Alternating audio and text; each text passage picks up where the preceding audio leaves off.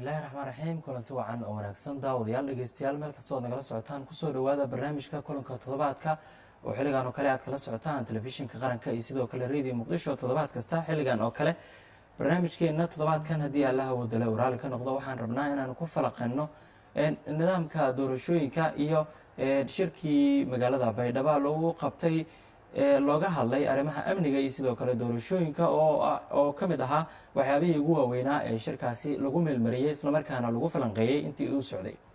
waxaa marti ii ah gudoomiyaha guddiga madaxa bannaan ee doorashooyinka qaranka xaliime ismaaciil ibraahim xaliime yarey oo barnaamijka toddobaadkan igala qayb galaysa. marka hore gudoomiye kusoo dhawow barnaamijka kulanka toddobaadka. bismillahi raxmaan raxiim waa mahadsantihiin telefishinka qaranka waana kusoo dhawahay. aad baad umahadsan tahay gudoomiye.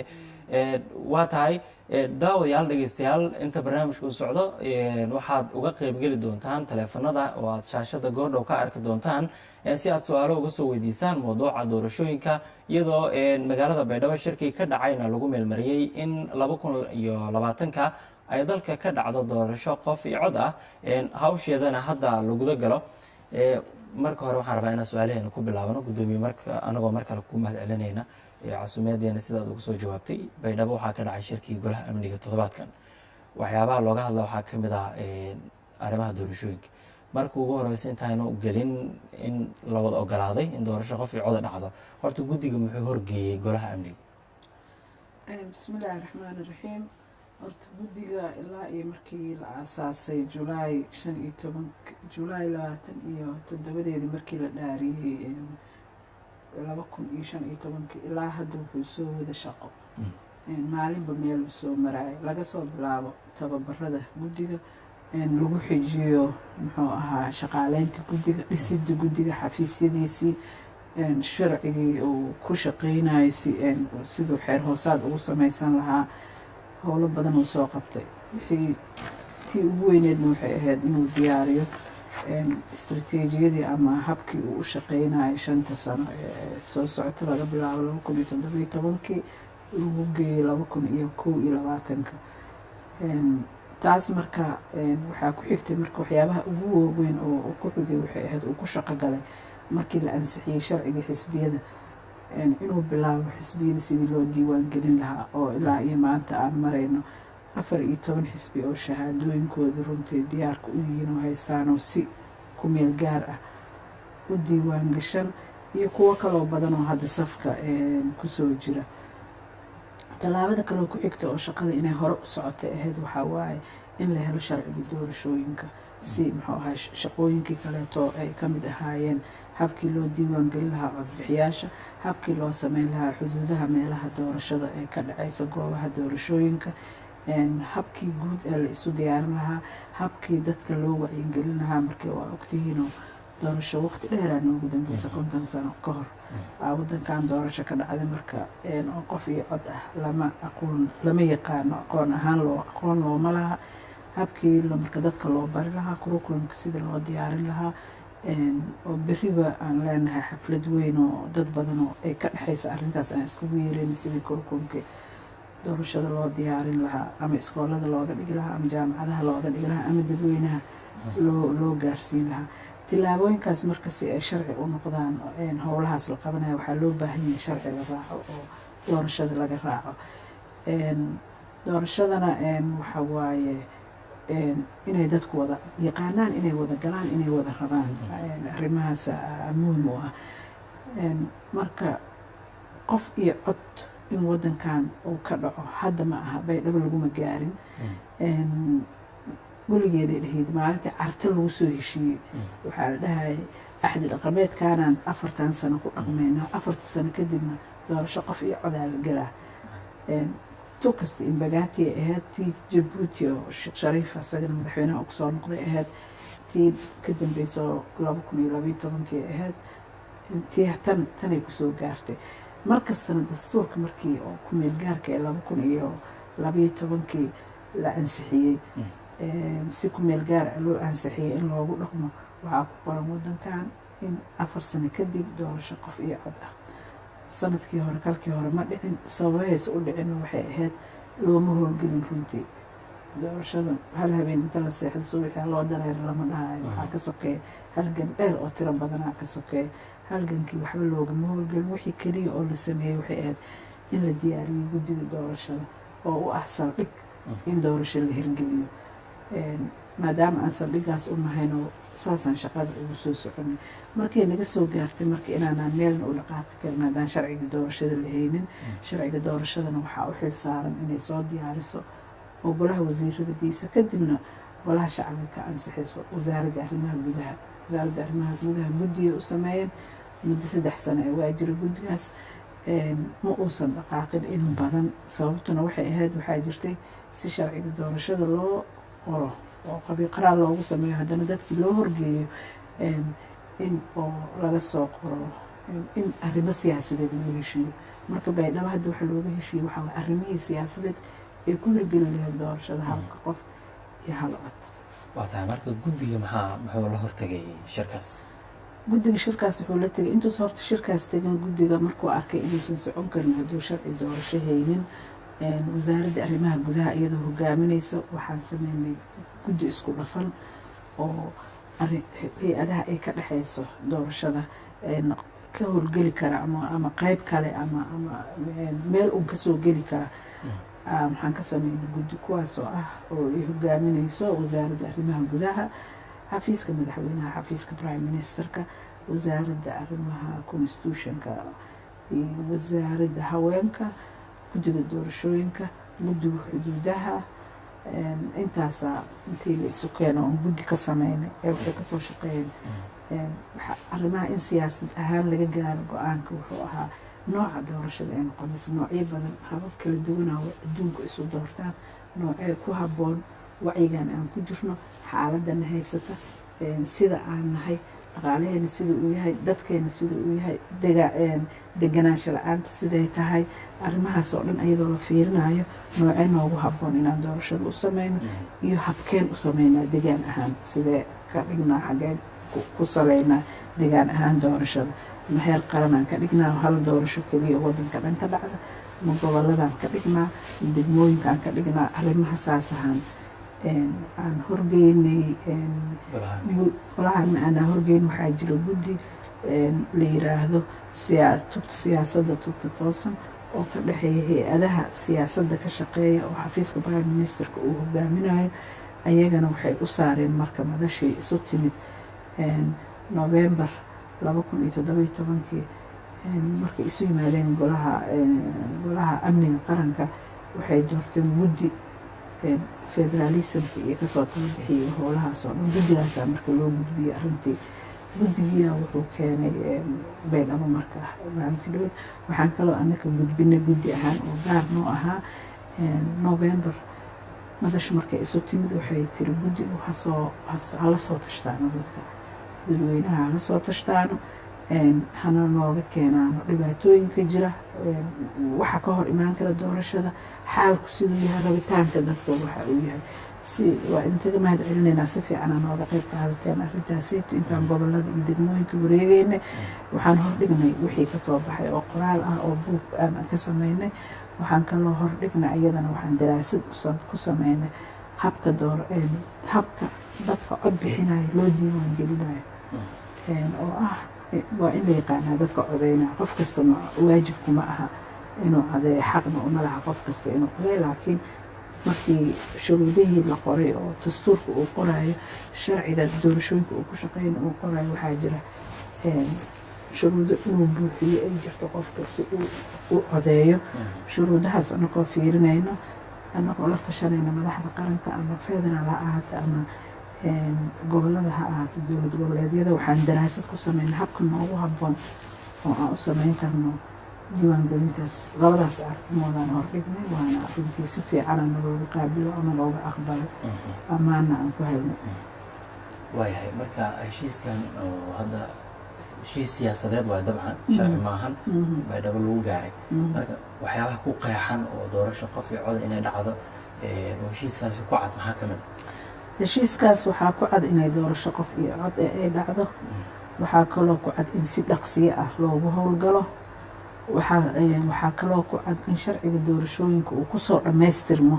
2018 December inuu kusoo dhamaystirmo maxaa yeelay wuxuu marayaa heerar kala duwan iyo wada tashiyo badan oo maraya inuu kusoo dhamaystiro midda ugu weyn oo annaka aad noo dhiirigelinaysana arrintaas waxaa kaloo ku cad doorashadu inay noqoto doorashada xisbiyada badan oo muxuu ahay isu dheeli tiran oo la ilaalinayo habkii muxuu ahay habkii qabiilka sida tiradu ay ahayn iyadoo la ilaalinayo liiskan magacyadana inuu liis xiran yahay aysan ahayn liis iska furan macnaha waxaa markuu qofka codeynayo in aan loo dhiibin xaanshi ilaa 20 xisbiyo xisbi kastaba 227 xubnood magacyadoodii oo tixan inaan loo dhiibin oo dadku waana lagu wareeraa waana lagu qaldamaa suuragalna ma aha warqado badanna way rabtaa laakiin calaamadda xisbiga saa aragteen xisbiyada adinkaa noo muxuu ahay telefishinka xisbi kasta calaamaduu leeyahay iyo calanuu leeyahay iyo magacuu leeyahay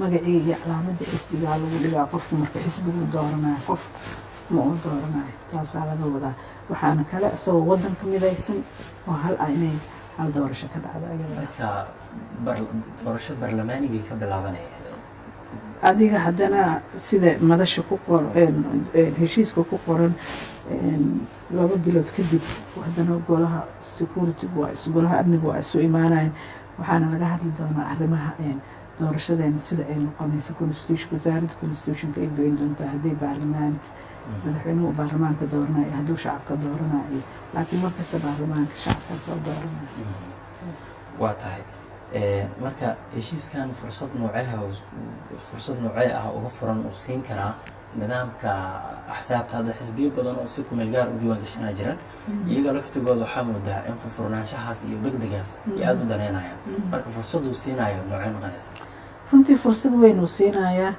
waddankuu xornimo siinayaa waddanku wuxuu bedelayaa nidaamkii siyaasadeed ee ku dhisnaa in yar inay wax soo magacaabo in oday uu soo magacaabo in koox yar ay soo magacaabato wuxuu dhiiro gelinayaa qof kasta oo Soomaaliya inuu awood u yeesho inuu qofku rabo sida doorto uu codka u baxsado uusan telefishinka ka fiirsan raadiyahana ka dhageysanin qof baa la doortay oo ku mathalaya adiga haddana taas fursadaasay bixinaysaa waa tahay xisbiyo badan oo kumeel gaara laftigooda mataqaanaa u diiwaan gashanaa jiraan oo hadda ilaa 14 xisbi qaarkood weli ay daneynayaan kuwo badanna waa haynaa ilaa 20 waa haynaa oo proseski soo maray la akhrinayo dokumentiga ay soo gudbiseen marka ma kula tahay in laftigooda shuruudihii ka mid tahay inay si kumeel gaara loo diiwaan geliyo shuruudahaas inay badankood kasoo baxayaan si ay xisbiyo u noqdaan wax badan horta sharciga doorashooyinka uu qorayaa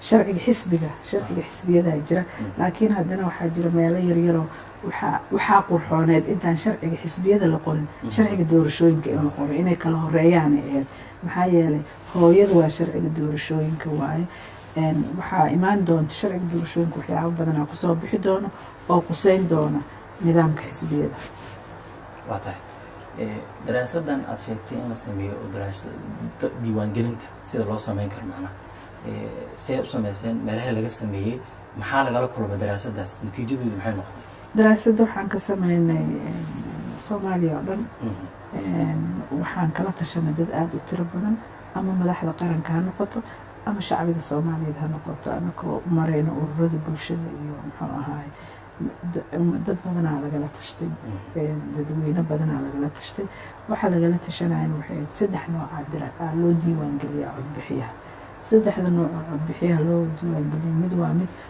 biometric oo gacanta suulka meel la saarayo ama ishii ama wajigii sawirka oo soo socdaan la sameynayo oo qofku aysan u suuragelaynin inuu 2 goor qoro oo codeeyo inuu magaalo inta ka tago haddana magaalo kale tago hadda xamar iska qortid haddana boosaaso tagtid markii haddana tagtid waa soo baxaa magacaadii ama ishaada ama wixii soo baxaa waxaa lagu leeyahay inuu iska waad qoran tahay hal mar kaas waa nidaamka kalena waxaa waaye in la diiwaan geliyo dadkii isu soo baxooy ay yimaadaan la diiwaan geliyo hebel register iyo xaanshe iyo lagu diiwaan geliyo doorashada ka hor nidaamka saddexaad waxaa waaye maalinta doorashada inaan meelaha intaan tagno qofkii noo yimaada aan qorno oo codeeyo aan dhahno 3daas waddankeena maanta xaaladda aan ku jirno kii ku habboon aan daraasad ka sameynayna dhowaanna waxay madashii golihii amniga nagu soo amreen in oo si dhaqsiyo ah aan u soo gaarno go-aan saddexdooda kan noogu habboon oo aan qaadanayno laakiin midday u dhowdahay oo daraasadda ay ku badatay ma ku cadday daraasaddii may daraasadda talooyinka iyo wixii aan soo aragnay iyo haddaana laga rabaa marka inaan caddayno marka haddaan ka shaqo gelaynaa dhowaan haddii ilaahay marka laftigeeda arrintaas ma wax soo uma baahno sharcigan doorashooyinka inuu yimaado soo kuma xiran ma ku xirno sharciga doorashooyinka laakiin habka aan u tilaabsan doono iyo habkaan dadka u diiwaangelin doono iyo way ku xirnaan doontaa sharciga yaa codayn kara sharciga ku xirnaanayso laakiin nidaamka aan dooranayno kuma xirno sharciga doorashooyinka waaya marka diiwaangelinta la sameeyo qofka dabcan wuxuu noqonayaa codbixiye si u doorto xisbiga isaga rabo marka ka hor qofka sidee ku ogaan karaa dadka ma hab tababara la siinaa ma sidee loo baraya qofkan inuu noqon karo kow inuu isdiiwaangeliyo iyo codbixiye qofka sidoo waa midda aan ku leeyahay waxa ugu weyn oo shaqooyinkeena ugu waaweyn ay ka mid tahay wacyigelinta dadweynaha oo beri oo sabti oo ugu horeysaba aan bilaabayno sidii curriculumkii loo diyaarin lahaa dadku waa in la baro waayo si u codayn lahaayeen yaa codbixiye ah iyo codayn oo dhan maxay tahay doorashoo dhan maxay tahay arrimahaas oo dhan in layska wacyigeliyo waaya marka isdiiwaangelintu iyo jadwalka aad samayn doontaan ay ku imaanaysaa oo guddigii sameynayo hadda mataqaanaa saddexdan qodob oo hor yaalla si aad u gaartaan midkood ma waxaad u baahantii wada tashi inaad ku laabataan mase inaad daraasadiina aad intaad isku geysaan aad qaadataan go-aan wada tashiyada waa soo sameynay waa la soo tashanay ummadda soomaaliyeed meel kastay joogaan war fiican waa nooga baxay rabitaankooda waxa uu yahay kaasaana aanoo noqon doono saldhig waaya marka waxyaabaha ku qoran waxaa ka mid ahaa hadda heshiiska laftigiis marka lasoo saaraya kala xulashada dadka codbixiyaasha ah marka kala xulashada maxaa loo waa saddexda nidaam kala xulashadooda ha saddexda ma biometrigan qaadanaa ma diiwaangelinta guudaan qaadanaa mas maalinta la coleynayo oo iiday la dhaho aan dadka diiwaangelina qofka magaciisa la dhigaa wuu codeynaa saddexdaas nooc waa kala xulashada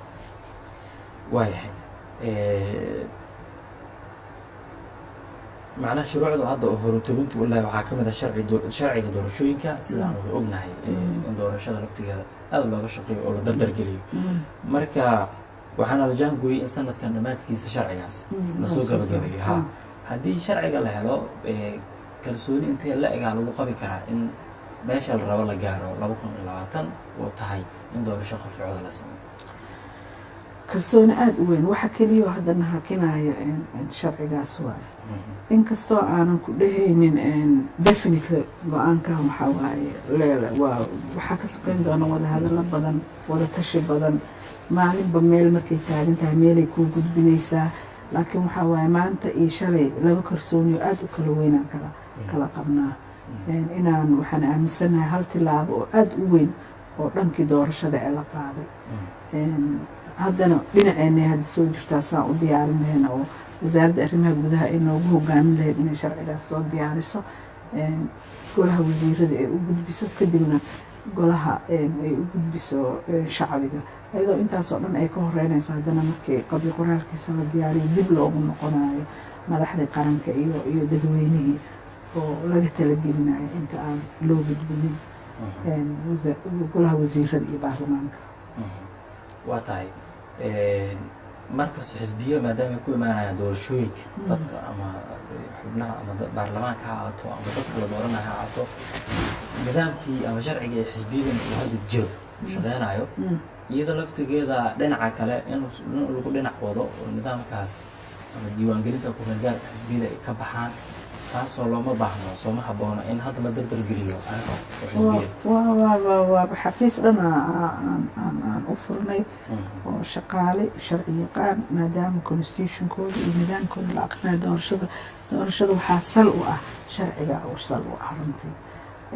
sharci yaqaanna uu joogo xafiiska noogu shaqada badan oo hadda aan u arkaa inuu yahay siday hawsha u wadaan aada loo dardargelinayo xisbiyada waa tahay daawadayaal dhegeystayaal barnaamijka kulanka toddobaadka ayaan ku guda jirnaa weli telefishinka qaranka iyo radio muqdisho waa kala socotaan taleefanada oo ay noo furan yihiin guddoomiyaha waxaad soo weydiin kartaan su-aalo ku saabsan doorashooyinka ama talooyin ayaad la soo wadaagi doontaan haddii rabbi qadaro guddoomiye su-aalahana qaar aan soo laabo doonaa waxaa jirto in dhowaan la shaaciyey inaad ka mid tahay xubno u sharaxan abaalmarinta caalamiga ee Chatham House abaalmarintaas maxay tahay maxaa lagugu xushay inaad abaalmarintan ka mid noqotid dadka loo mataqaanaa ka qaybgalaya doorashada ama tartankaas bismillaah wallaahi aniga xataa waxay igu ahayd lama filaan surprise camal ay igu ahayd markii aan helay emailka waa abaalmarin aada u weyn oo runtii waxaa lagu abaalmariyaa dadka waxgalka ka ah adduunka oo wax la taaban karo ka qabtay oo wax faa'iido leh u qabtay maraan dad aada u waaweyn la siiyey oo ay ka mid tahay Clinton, John Kerry, Melinda Gates hay-ado kaloo aada u waaweyn oo ama xuquuqul insaanka ka shaqeeya ama horumarinta dadka ka shaqeeya ama aqoonta iyo cilmiga wax kusoo saa-idiya xubno ah ku jira marka waxaa nasiib u yeesha hadda inaan ka mid noqdo waxaa la ila xushay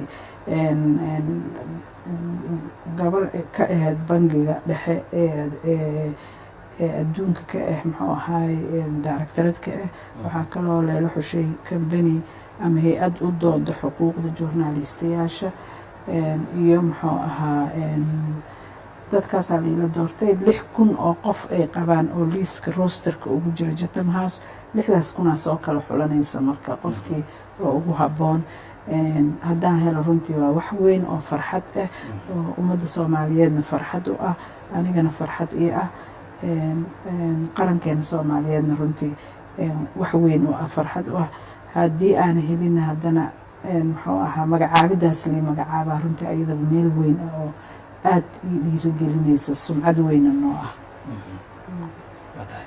waa rajeynaynaa inaad waxaa marka ummadda Soomaaliyeed waxaan ka codsanaa in la ii soo duceeyo Soomaaliya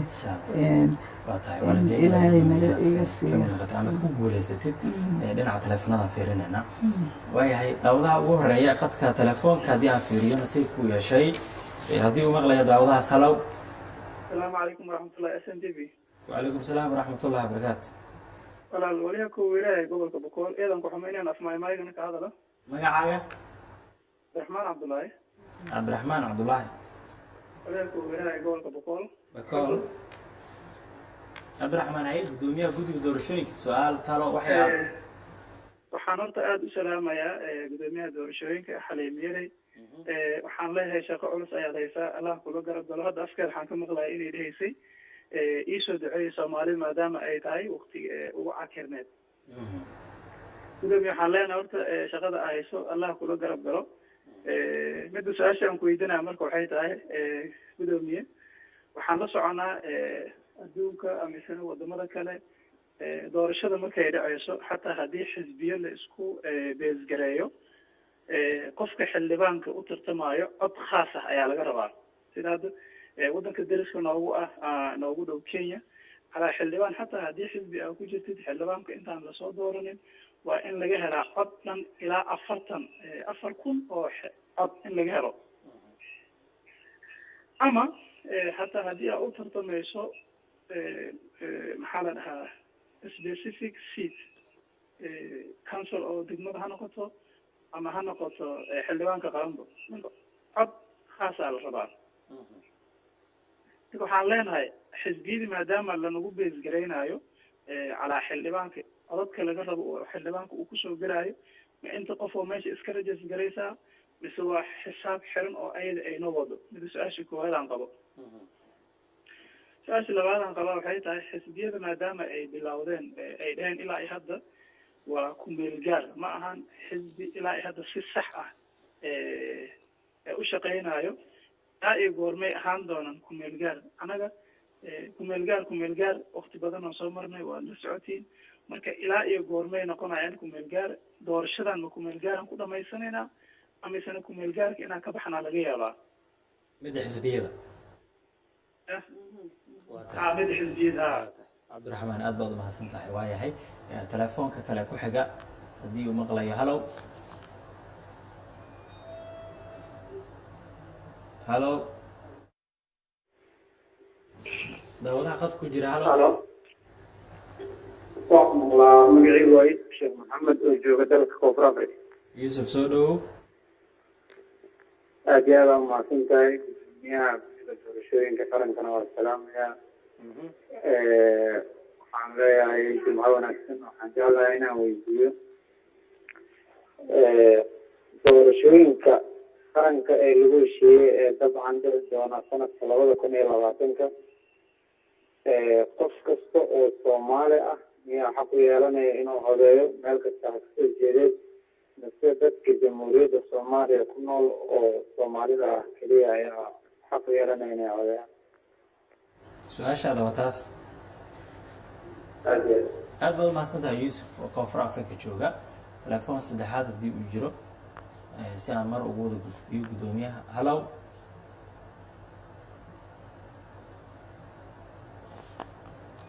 qadka kale ee saddexaad. halow assalaamu calaykum. calaykum salaam waraxmatullaahi. soo dhowow. magacaygu waa maxamed sheekh aadan. maxamed xaggee joogtaa? maxamed xaggee joogtaa? maraykankan joogaa walaal. maraykanka. haye soo dhowow barnaamijka haddii aad la socoto. waa la socdaa walaal. gudoomiyaha waan salaamayaa marka hore. assalaamu calaykum waraxmatullahi wabarakaatuh.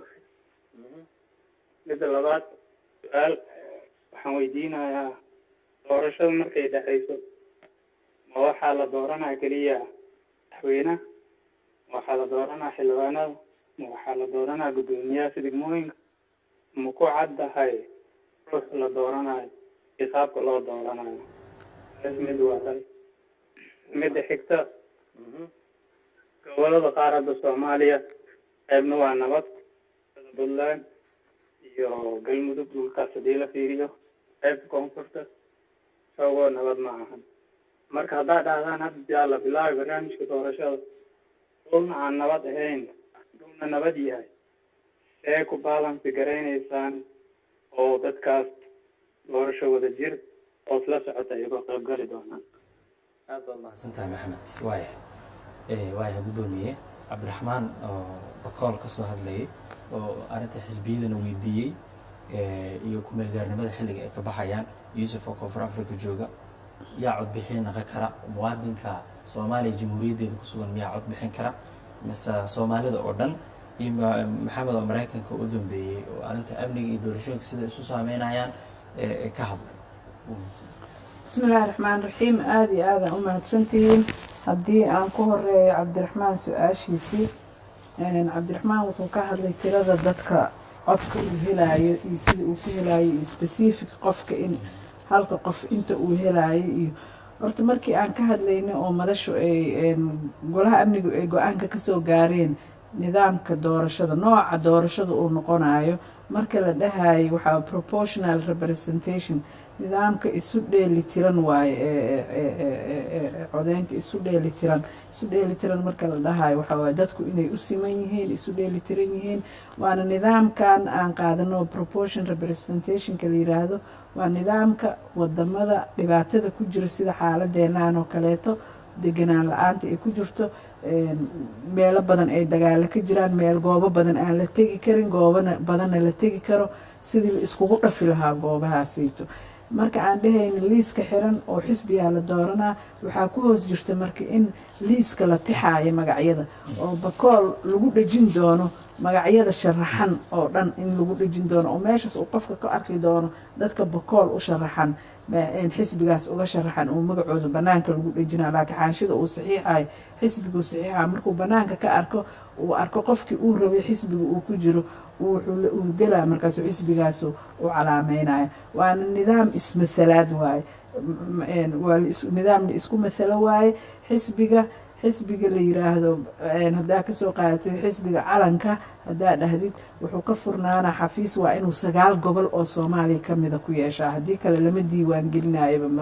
marka ugu horeyso shuruudaha soo socda ay kamid tahay markii uu marka boosaaso ka xisbi ka furtay, garow ka furtay, kismaayo ka furtay, xamaru ka furtay, cadaadu ka furtay, bakoolo ka furtay, baydhabo ka furtay, meeshii meel alaale meeshii suuragal uu xisbiga uu ka furto codkaasaa loo tirinayaa. codkaas uu helay ninkan maxamed la yiraahdo ama gabadhan caashe la yiraahdo ma aha cod ay qabiil ku heshay, waa cod ay intaasoo meel ay ka heshay oo loo xisaabayo. sidaasay noqonaysaa haddii ilaah yiraa tirada sidaas. kumeelgaarka asaga xisbiga asagoon ka bixin kumeelgaarka doorasho maba geli kara, ma aha kumeelgaar lagu sii jiraayo. xisbiga doorashada galaayo waa inuu 6 bilood ka hor ka baxaa kumeelgaarnimada. 6 bilood ka hor maalinta la codeynayo oo aan astayno maalintaasayto la codeynayo inuu ka baxo kumeelgaarnimada oo uu soo buuxiyo shuruudaha qaarna waxay ku dhignaan doonaan sharciga doorashooyinka.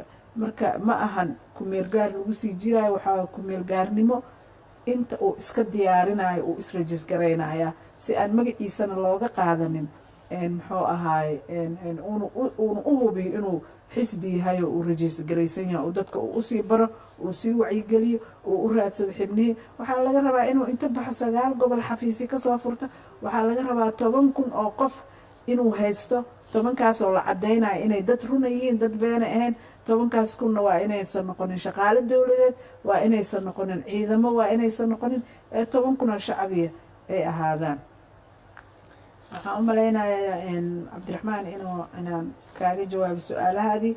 yuusuf haddaan u galo, yaa xaq u leh inuu cadeeyo? yaa xaq u leh inuu cadeeyo? waxaa noo cadeyn doono sharciga doorashooyinka. waxa aan u xirxirneen oo u socon weynaba waxay ahayd oo aan u diyaarin weyna xataa wacyigelinta sharciga doorashooyinka aan helno. sharciga doorashooyinka wuxuu noo cadeynayaa yaa xaq u leh, yaasan xaq u lahayn inuu codeeyo haddii ilaahay idmo. waana helaynaa dhowaan. maxamed oo maraykanka joogo yaa la dooranaa? horta ugu horeyntii xildhibaan waa la dooranaa, taas waa hubnaa. laakiin yaa la dooranaa iyadana waxaa noo cadeyn doono dib u eegista dastuurka hadda la sameynayo oo asagana la rabo in lagu dhammaystiro sanadkan dhammaadkiisa December, asagana lagu soo heshiiyey in la dhammaystiro. dastuurkeen aan noo cadeyn doono yaa wax dooranayo ama yaa la dooranaa ama yaa Soomaali ah. kulli waxaan ka rabnaa dastuurkeena haddii ilaahay idmo inuu noo cadeeyo oo dariiqna siiya annaka aan raacno. nabad la-aanta middaa hadda kuu sheegaa waa nidaam ismatalaad. waxaana ogaataa doorasho markii la gelaayo oo codbixiyaashu ay isdiiwaangeliyaan, micnaha ma aha qof kasta inay qasab tahay inuu codeeyo. qofku waa ku waajib inuu codeeyo. laakiin qofka intaad soo qabatid kaale coday ma dhihi kartid. ayaan dhood waxaan jirnay tunisian doorasho ka qaybgalayna aan soo fiirinaynay. dadkii codeeyey 22% ma dhammeyn wixii la diiwaangeliyey dalka oo dhan 22% ma dhammeyn. guryahooda iska joogeen dadka. 22kaasaa la tirinaya. ayaan dhood Kenya wixii ka dhacay waa ogeed. goobo dhan oon laga codeynin intii saajadii la geeyaa jirtay. 19 milyanaa laga rajis gareeyey, laga diiwaangeliyey inay cod bixiyaan. tiradii 6,000 tiro ka yara uu maanta madaxweynaha Kenyatta uu madaxweyne ku yahay. marka haddaad 3 milyan oo Soomaali aad diiwaan gelisay inay cod bixiyaan, waxaa dhici karta 1 milyan inuu codeeyo, intii kalena aysan codeynin.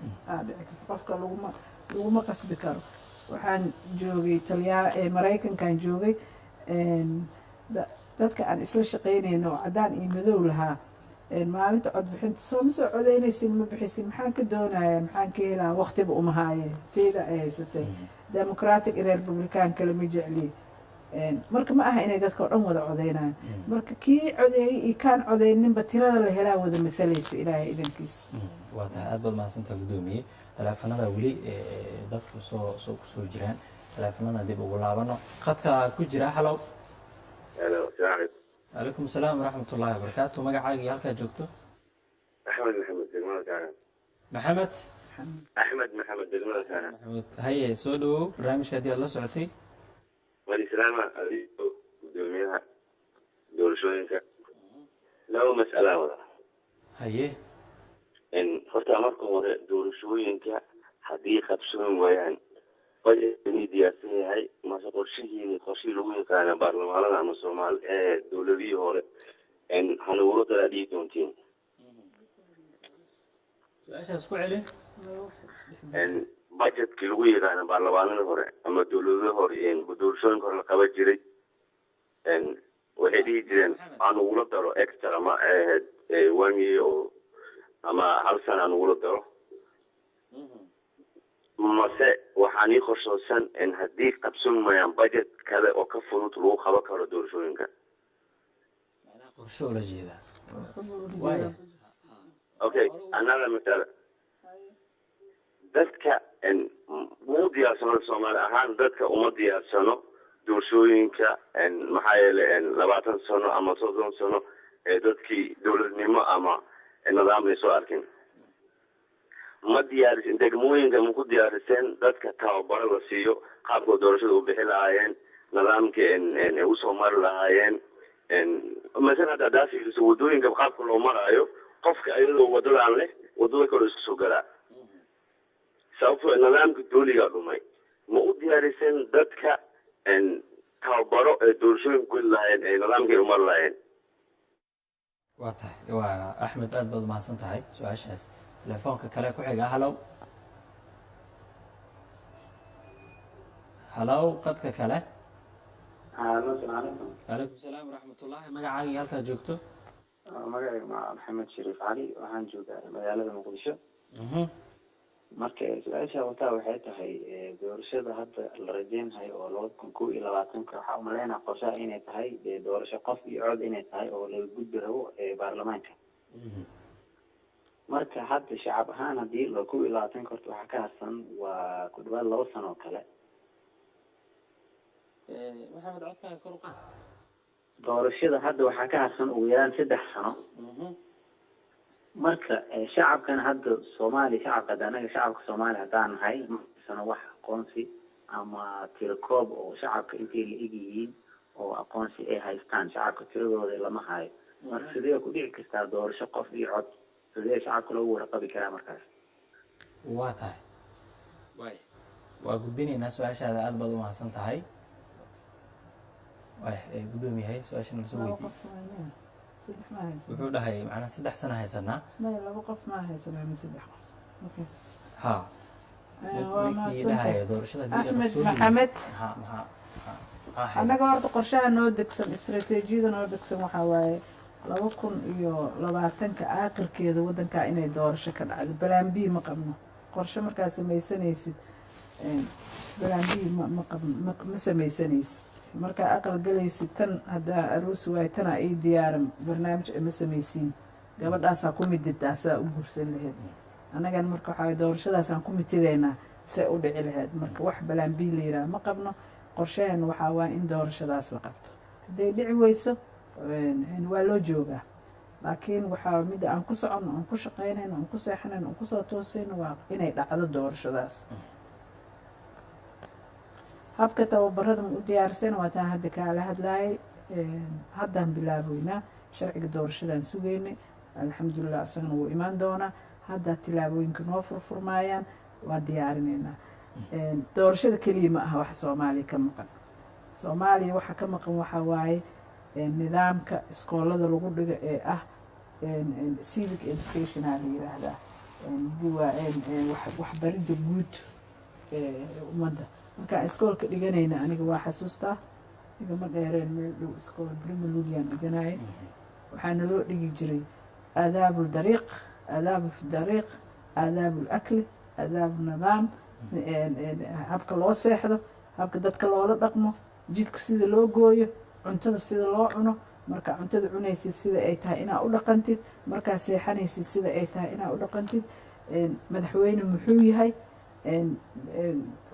xildhibaan muxuu yahay calanku muxuu yahay wadanku muxuu yahay mas'uuliyadda ku saaran maxay tahay mas'uuliyadda wadanka saaran maxay tahay arrimahaas oo dhan qofka markuu dugsiga hoose ka baxay waa yaqaan waa la baraay waxay ilaa ay hadda igama go'do marka jid hadaan gooynaa inaan labada dhinac fiiriyo maxaa yeelay waa la isoo bare cuntada inaan gacmaha dhaqdo anoon cunin intaanan cunin waa la isoo bare inaanan dadka haddaan dadka isla cunayn aanan uga hormarin waa la isoo baray inaan iyadoo la cunaayo dadkii lagu dhex jiro aanan uga bixin ka istaagin waa waxna la soo baray waa barani ma deyn karno annagoo yaryaraana la soo baray marka wasaaradda waxbarashada ay tahay mas-uuliyaddaas saaran inay soo celiso waxbaridii ummadda soomaaliya. waxaa arkaysaa dhalinyaro soomaaliyeed oon aan kala aqoonin muxuu ahaa waddankoodii aan kala aqoonin, degmooyinkoodii aan kala aqoonin, nidaamka u socon lahaa aan aqoonin sidaa hadda sheegaysa.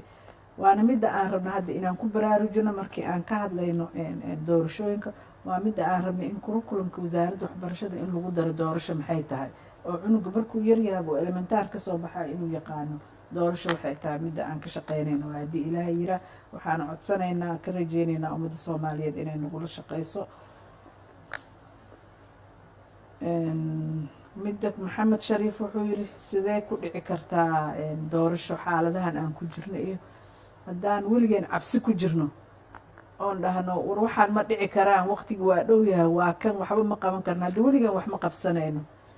adduunku cirkaa la tegay, samadaa la tegay, horumaraa la sameeyey, aqoon badanaa la sameeyey, cuduradiyaa lala diriray, waa la socday, maalinba maalin waa la socdaa. annagu waa soconaynaa. inay qabsoomi kartii in kale aan fiirina bal horta horeeto intaanaan dhihin ma qabsoomi kartaa. waxaa ummadda soomaaliyeed, madaxda soomaaliyeed ku baraarujinaynaa war inaan qabsan karno iyo in kale aan aragno. dariiqi waa diyaarsanay, inaan ku socon karno aan fiirino. dadaalaa maxay ahayd muhimgooda. waa mahadsantihiin. waayahay qofka ugu dambeeyay qadkaan siinaynaa dhinaca teleefonada. qofka ku jira halow. halo, salaamu calaykum. wacalaykum salaam waraxmatullahi wabarakaatu. soo dhawow, magacaaga halkaad joogto. waa indhawa faysal walaale, waxaan joogaa gobolka geda, gaar ahaan degmada buurdhuubo. buurdhuubo. magacaygu waa nuur kadiye ibraahim. nuur kadiye ibraahim. ibraahim. haha. waa idin salaam faysal, adiga gudoomiyaha guddiga doorashooyinka. waa mahadsan tahay, hor u soco. hal su-aal baan rabaa inaan weydiiyo gudoomiyaha. maadaama aan ognahay caqabado badan ee dalka maanta ka jirto, oo degmooyin badan oo soomaaliya kamid aysan xor ahayn, oo nimankii kale cadowga ay haystaan, raje intee la-eg baad ka qabtaa idinka qoladiina guddiga doorashooyinka inay qof iyo cod ka dhacdo, hal qof iyo hal cod ay ka dhacdo soomaaliya? raje intee la-eg baad ka qabtaa? waad mahadsantihiin. su-aashaasaan inaan weydiiyo gudoomiyaha. waa tahay, aad baad mahadsan tahay. dadka waxaa moodaa inay aada isugu eg yihiin su-aalahoodii. waa mahadsantahay nuurow. siduu wiilkan aidada oo sheegaya su-aalaha aada isugu eg yihiin. annaga rajo buuxdaan qabnaa. waxa aan u jirnaba oo naloo sameeyo oon u shaqaynayno, oo runtii shaqo aada u culus aan qabanay, haddana aan hore usii wadno, waxaa waaye inay doorasho dhici karto. rajo fiicanaan qabnaa, waana ku dadaalaynaa inaan qabano, iyadoo aan ogsoonahay dhibaato amni inay jirto, dhibaato dhaqaale inay jirto, dhibaato aqoon darro inay jirto, dhibaato yaa muwaadin soomaali ah inay jirto. annagoo ogsoon intaasoo dhibaato iyo ka badan inay jirto, haddana waxaan ku kalsoonahay oon ku dadaalaynaa in maanta doorasho waddankeena ay ka dhacdo, in aan ka baxno nidaamkii hore ee ahaa muxuu ahay dad kooban inay dadka soo xulaan, in aan gaarsiino ummadda soomaaliyeed inay awood u helaan inay qofkii ayaga rabaan ay xushaan, in aan helno doorasho. waa isbeddel siyaasadeed oo nabad lagu gaaro, ma ahan isbeddel siyaasadeed oo dagaal iyo xoog iyo afduub iyo musuq maasuq iyo muxuu ahaay kanaan rabaahay ha noqdo xildhibaan. ma ahan, waa nidaam nabadeed, ummadda soomaaliyeedna ay awood u helayso in ay hesho inay codkooda bixiso. dhanka kale ma idin lihi doorasho dagaal ma keeni karto. hadday xumaato, hadday dariiqeedii ka leexato, waxay keenaysaa dagaal iyo ummaddu inay isku dhibaatooto oo la isdilo ay keenaysaa. taasna waa inaan ka feejignoonaa, aan ka wada shaqaynaa si aysan u dhicin, ee aan u gaarno himiladeena. gudoomiye aad baad mahadsan tahay. qaybtii ugu dambeysa soo gaarana waxa ugu weyn oo doorasho guud ahaan dadka inay bartaan ay u baahan yihiin, hadda sidaa sheegaysa wasaaradda waxbarashada iyo meelo kale dabcan, laakiin guddiga mas-uuliyadda saaran waxaa qayb weyn ka ah wacyigelin. sidee u sameynaysaan wacyigelintan la rabo in doorashooyinka dadka ay ku fahmaan? wacyigelintan hadda waxaan bilaabaynaa oon diyaarinaynaa,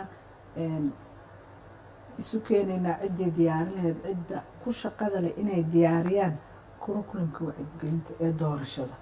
marka aan intaas isku helno, waxaa qodobadiisa waaweyn markii la qoro, dabcan soomaaliyaan kala tashanaynaa, iyadoo ugu horeysa madaxda waxa aan rabnay inaan sameyno.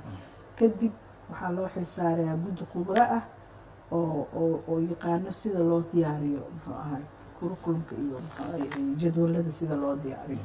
guddigaas markay soo diyaariyaanna waxaa faafin doono oon nagala qayb qaadan doono oo mas-uuliyaddeeda yeelan doono miidiyada oo ugu horeyn doontiin haddii ilaahay idmo iyo ururada bulshada oo meel kasta ururada bulshada maxaa u leenahay ururada bulshada meel kastay joogaan tuulo kastay joogaan in ay ka qayb qaataan oo wacyigelintaas ay fidiyaan waa shaqo weyn oo ballaaran oo dad badan ay ka wada qayb qaadanayeen ee aan ahayn guddiga doorashada waa saldhigii xubintii waxaan isku dubaridaysay haddii ilaahay waataa gudoomiye marka ugu dambeysa meesha la maraya hadda waxaa muuqatay rajo fiican la leeyahay fariinta guddiga diraya marka ugu dambeysa maxay noqonaysaa wallaahi fariinta waana diray waxa waaye inaan isku kalsoonaano kalsooni inaan yeelano geesinimo yeelano madaxdeenu ay nala fahamto meesha aan u soconno iyo mas-uuliyaddana saaran shacbiga soomaaliyeed inuu nala fahmo meesha aan u soconno iyo mas-uuliyadda aan saaran waxaa hay-adaha ay qusayso doorashooyinkana inay qeybaha uga aadan ay soo dardargeliyaan si ay noogu suuro gasho inaan hawsheena hore ugu soconno waxaan rabnaa soomaaliya inay kusoo noqoto meeshii ay joogi jirtay 60kii 53 ay bilowday soomaaliya inay doorasho qof iyo coda gasho waa waqti dhow ma aha haddana gaab weynaana galay gaabkii inaan si degdeg ah u daboolno waxaan rabnaa inaan doorasho galno doorashadaas waxaan rabnaa inay nabad noo keento waxaan rabnaa inay noo keento isbeddel siyaasadeed waxaan rabnaa doorashadu inay ummadda soomaaliyeed gaarsiiso meesha fucud ama dowladaha ummadaha fucooda ay gaareen inaan gaarno hal mar kuma boodi karno hal mar doorasho sax ama samayn karno waa ogahay oo 100% sax ah laakiin waxaan rabnaa tallaabo runtii ummadda soomaaliyeed ay ku diirsatay inaan qaadno inna lagu garab galo marka aana isu wada duceyno aad baad mahadsan tahay gudoomiyaha guddiga madaxa bannaan ee doorashooyinka xaliim ismaaciil ibraahim xaliim yari oo barnaamijka kulanka toddobaadka igala qaybgalaysay gudoomiye aad baad u mahadsan tahay waqtigaaga barnaamijka radio muqdisho ayaad sidoo kale kala socotay toddobaadkan barnaamijkeena inta ayaan rabnaa inaan kusoo gabagabeeyno kulanti dambe oo xiisa leh